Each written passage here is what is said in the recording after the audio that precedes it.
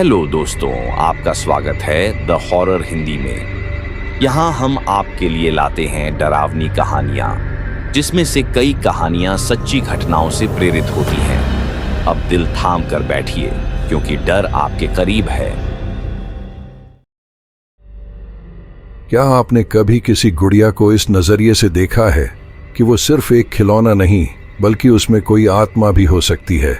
एक ऐसी गुड़िया जिसे खरीदते ही मौत का साया उसके मालिक के सिर पर मंडराने लगता है। एक ऐसी गुड़िया जिसकी काली आंखें आपको घूरती हैं, जैसे वो आपकी हर हरकत को देख रही हो। ये कहानी है उन लोगों की जिन्होंने अपनी जिंदगी में एक अशुभ गुड़िया को अपनाया और फिर उनकी जिंदगी कभी पहले जैसी नहीं रही। ये घटना साल 1998 की है। अमेरिका के एक छोटे से शहर में एक महिला लिंडा अपनी बेटी सोफिया के जन्मदिन के लिए एक अनोखी गुड़िया खरीदना चाहती थी। उसने एक एंटीक शॉप में एक पुरानी लेकिन बेहद खूबसूरत गुड़िया देखी। लकड़ी का बना चेहरा, काले घुंघराले बाल और बड़ी काली आंखें। वो इतनी असली लग रही थी जैसे अभी बोल पड़ेगी। दुकानदार ने उसे देखकर अजीब सा रिएक्शन दिया।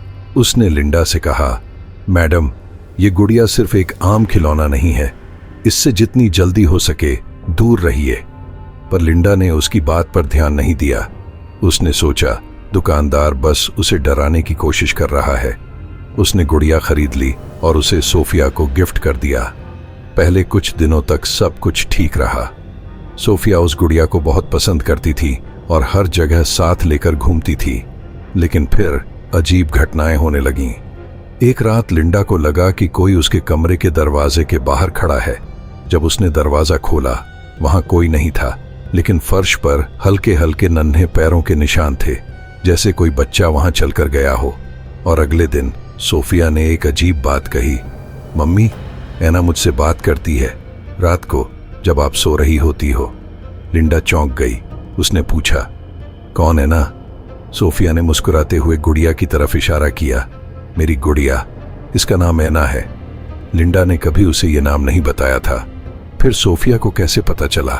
लेकिन यह तो सिर्फ शुरुआत थी, क्योंकि अगली रात लिंडा को एहसास हुआ कि यह गुड़िया सच में जिंदा थी। गुड़िया जो सिर्फ एक खिलौना थी, अब एक मौत का साया बन चुकी थी। रात के 2:30 लिंडा का सबसे बुरा सपना शुरू हुआ। लिंडा की आंख अचानक खुल गई। उसे लगा जैसे कोई धीमी धीमी आवाज में बड़बड़ा रहा हो। आवाज बहुत हल्की थी, लेकिन फिर भी समझ में आ रही थी। ऐसा लग रहा था जैसे एक बच्ची हंस रही हो और कुछ बोल भी रही हो। लिंडा ने धीरे से सिर घुमाया और देखा, सोफिया अपने बिस्तर पर नहीं थी। उसका दिल जोर जोर से धड़कने लगा। वो तुरंत उठकर सोफिया के कमरे की तरफ भागी। कमरे का दरवाजा हल्का सा खुला हुआ था। अंदर से हल्की सी मध्यम रोशनी आ रही थी, लेकिन जो चीज उसने अंदर देखी, उसे देखकर उसकी चीख निकल जाती, अगर वो डर से सुन्न न हो चुकी होती। सोफिया अपने बिस्तर पर बैठी थी और उसके सामने थी वो गुड़िया, ऐना। सोफिया उसकी आंखों में घूर रही थी और उसके होंठ हिल रहे थे, जैसे वो गुड़िया से बात कर रही हो। गुड़िया की आंखें हिल रही थीं। लिंडा को अपनी आंखों पर यकीन नहीं हुआ।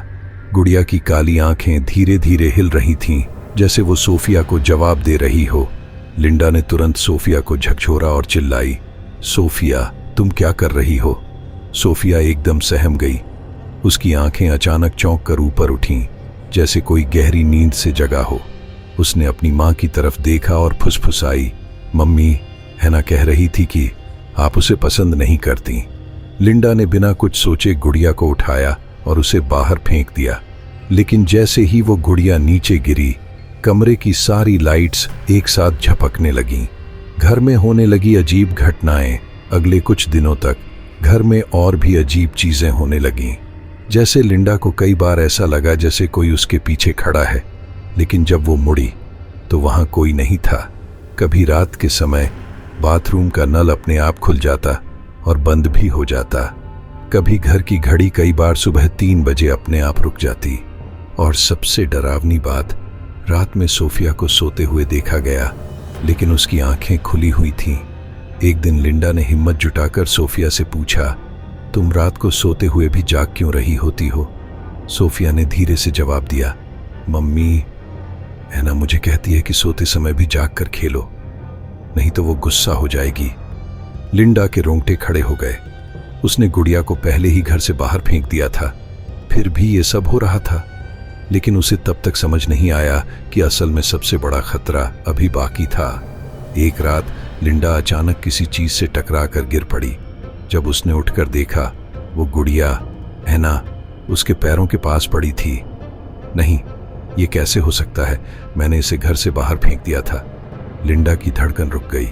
उसने देखा, गुड़िया की आंखों से खून के जैसे लाल निशान निकल रहे थे। तुम इसे घर से बाहर नहीं निकाल सकती। अचानक कमरे में ठंडी हवा चलने लगी। दीवारों पर लगी तस्वीरें अपने आप गिरने लगीं और तभी एक फुसफुसाती हुई आवाज आई, तुम इसे घर से बाहर नहीं निकाल सकती लिंडा, यह अब तुम्हारे साथ ही रहेगी। लिंडा ने घबराकर चारों ओर देखा। कमरे में कोई नहीं था, लेकिन वो आवाज इतनी पास से आई थी जैसे कोई उसके कान में बोल रहा हो। लिंडा को यही एहसास हो रहा था। वो जितना इस गुड़िया से पीछा छुड़ाने की कोशिश कर रही थी, ये उतना ही उसके करीब आती जा रही थी। पर अब खेल और खतरनाक हो चुका था, क्योंकि अब सिर्फ लिंडा ही नहीं, उसकी बेटी सोफिया भी इस गुड़िया के वश में थी। गुड़िया वापस आ गई, लेकिन इस बार कुछ बदला हुआ था। लिंडा की आंखों के सामने वही गुड़िया थी जिसे उसने घर से बाहर फेंक दिया था, लेकिन अब इसका चेहरा थोड़ा अलग लग रहा था। इसके कपड़े पहले से ज्यादा मैले और गहरे रंग के हो गए थे। इसके बाल जो पहले करीने से बंधे हुए थे, अब बिखरे हुए और उलझे थे। और सबसे खौफनाक चीज, गुड़िया की आंखें अब और ज्यादा डरावनी और गहरी हो गई थीं, जैसे उसमें कोई आत्मा जाग गई हो। लिंडा ने जल्दी से गुड़िया को उठाया और उसे जलाने के लिए किचन की तरफ दौड़ी, लेकिन तभी, मम्मी, उसे मत जलाओ। लिंडा ठिठक गई। ये आवाज सोफिया की थी। सोफिया की बदलती हरकतें, क्या वो अब सोफिया नहीं रही? लिंडा ने देखा कि सोफिया की आंखों में कुछ अजीब सा था। उसकी मासूमियत गायब हो चुकी थी। वो अब खामोशी से खड़ी थी और उसके चेहरे पर हल्की मुस्कान थी। मम्मी, ऐना कह रही है कि तुम उसे जलाओगी तो बहुत बुरा होगा। लिंडा को लगा जैसे सोफिया अब सिर्फ बोल नहीं रही थी, बल्कि कोई और उसके जरिए बात कर रहा था। उसने हिम्मत जुटाकर कहा, सोफिया, ये गुड़िया हमें नुकसान पहुंचा सकती है, इसे खत्म करना जरूरी है।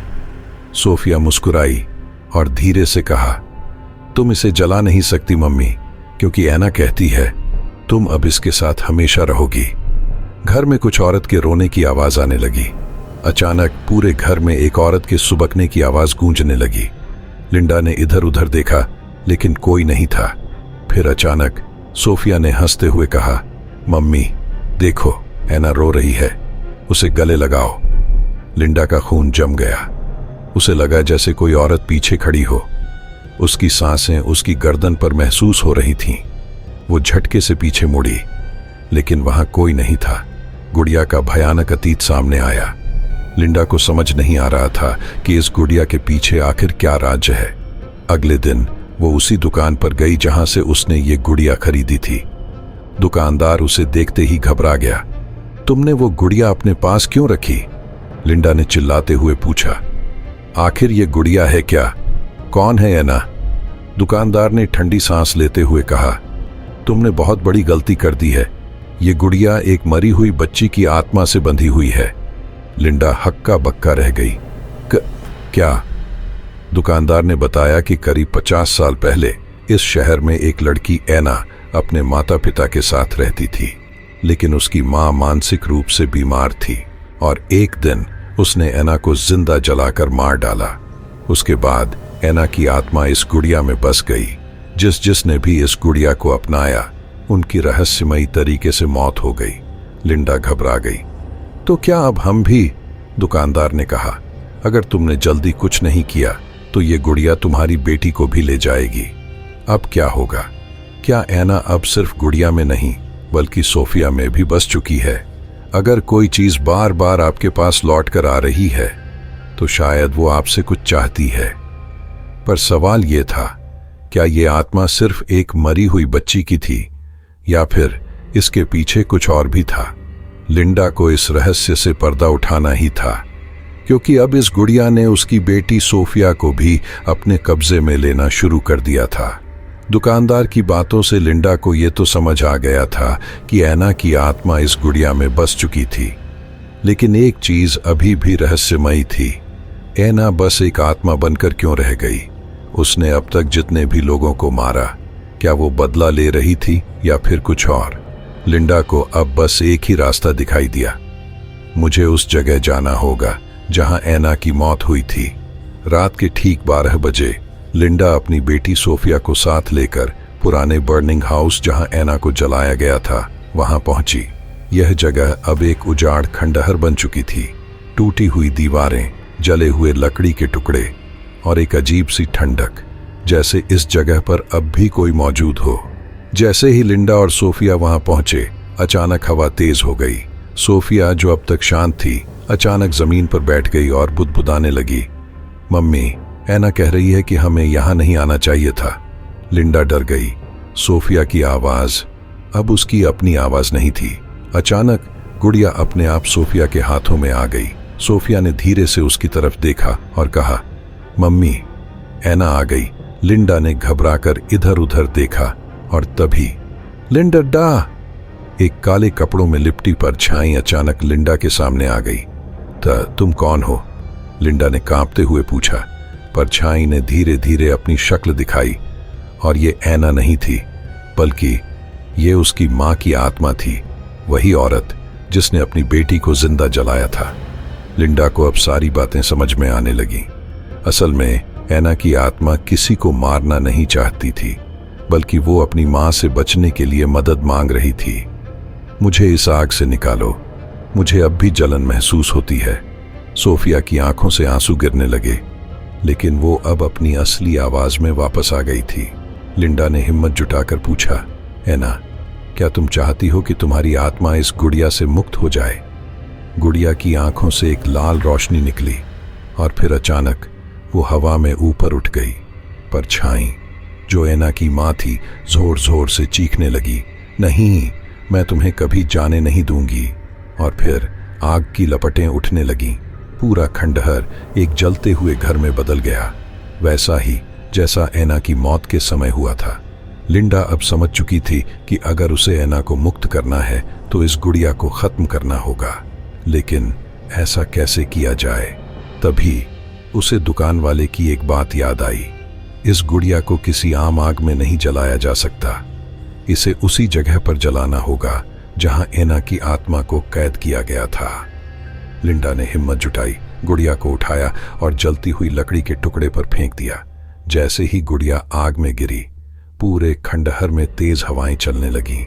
ऐना की मां जोर जोर से चीखने लगी और फिर अचानक सब कुछ शांत हो गया। गुड़िया जलकर राख हो चुकी थी, सोफिया बेहोश हो चुकी थी और लिंडा जमीन पर गिर गई, लेकिन उसे महसूस हुआ कि अब सब खत्म हो चुका था।